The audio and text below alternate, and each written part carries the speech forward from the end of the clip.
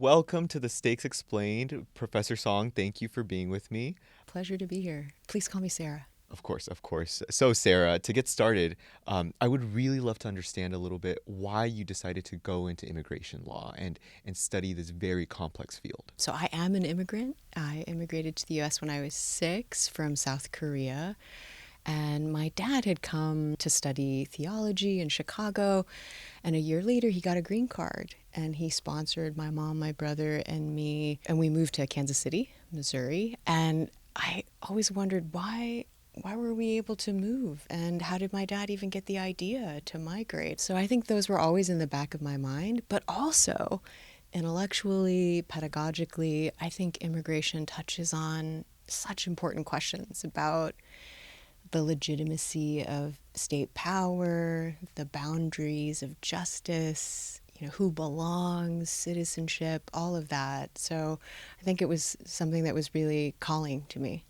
There are so many terms that refer to people trying to enter the United States. You have immigrant, migrant. In our conversation today, you have the terms refugee, asylee. Under U.S. law, what do these terms mean? Refugee is often a term that's used in everyday language, colloquially, and to mean migrants who are fleeing danger, persecution.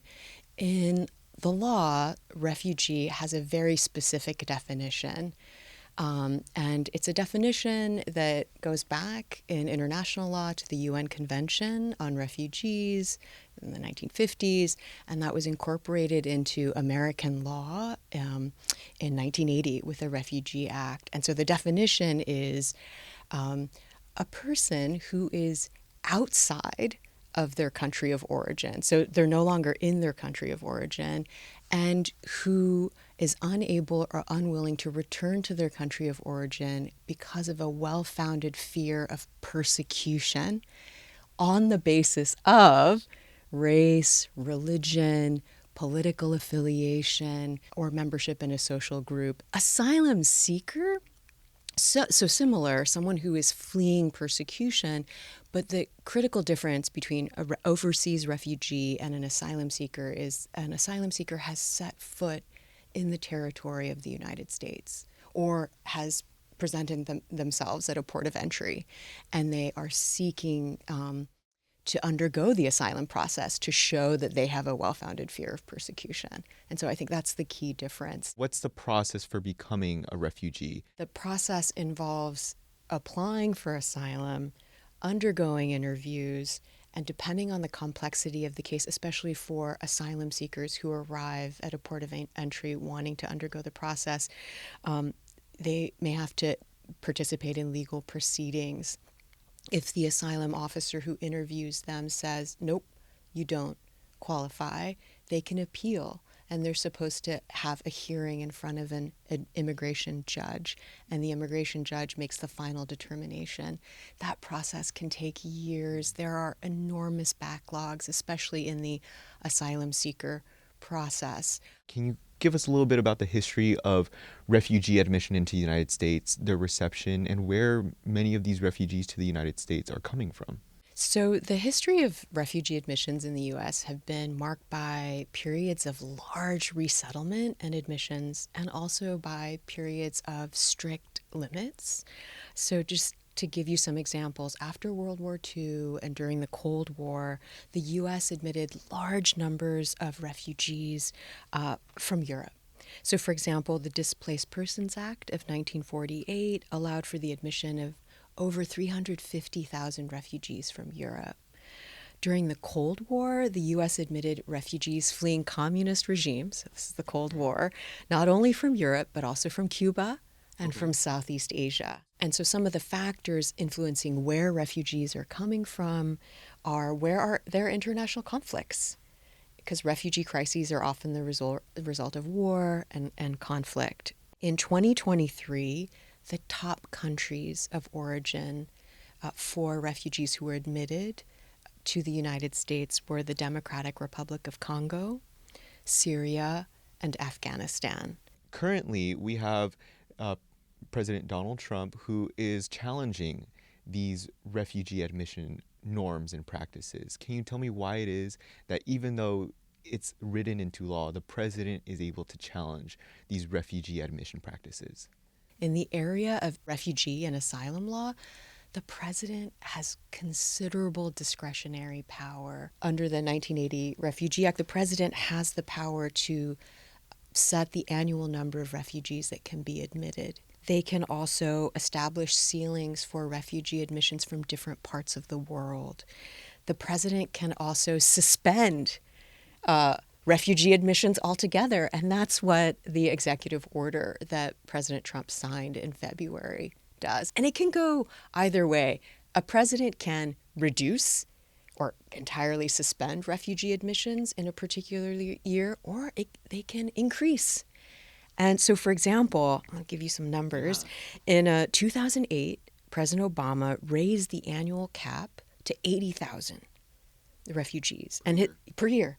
And his administration admitted between 55,000 and 75,000 refugees per year during his administrations. Under President Trump's first term, annual admissions, he lowered them. They dropped to 22,000 per year. So think of from 55 to 75,000 to 22,000, and then in his final year to 11,000 per year. President Biden came in, he raised the ceiling. So you're seeing this trend, right?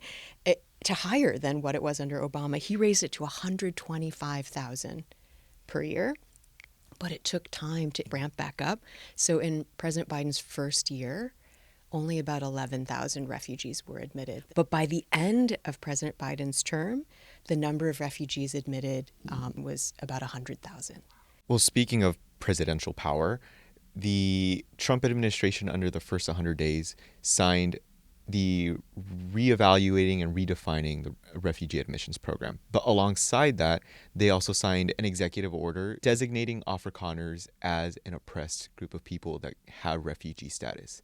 Can you comment a little bit about this, how this came about, and why? This is such an important question, and I think we have to go back to the first Trump administration. You may remember early in his first administration, he met with a bipartisan group of U.S. senators to talk about immigration policy. When he learned, right, that there are Haitians coming into the country, he referred to Haiti and African countries as shithole countries. And he said, why do we have to take people in from those countries? And he said, could we just take Haiti off the list? And someone in the room said, well, if you did, it would be obvious why. Obvious of what? That they're not white, in referencing Haiti and African countries as shithole countries. He's saying, we don't want migrants or refugees from those countries. Why can't we take people from Norway? And finally, for those who might not be following the issue of refugee admissions closely, why should they care? Why should someone care about the redefining and reevaluation of a refugee resettlement program in the United States? I think we all have a stake in standing up for an inclusive vision of what it means to be an American. And so even if you don't think every day about the refugee admissions program and how it's been suspended, if you think about the motivations for why it's been suspended and a privileging of a particular group of people as the ideal American, I think it implies that all of the current citizens who are not white are not fully included. So that's why we should all care, even those of us who are privileged to already have the legal status of U.S. citizenship. Thank you, Sarah. It was a pleasure speaking with you on The Stakes Explained. Thank you so much, Andres. I really enjoyed the conversation.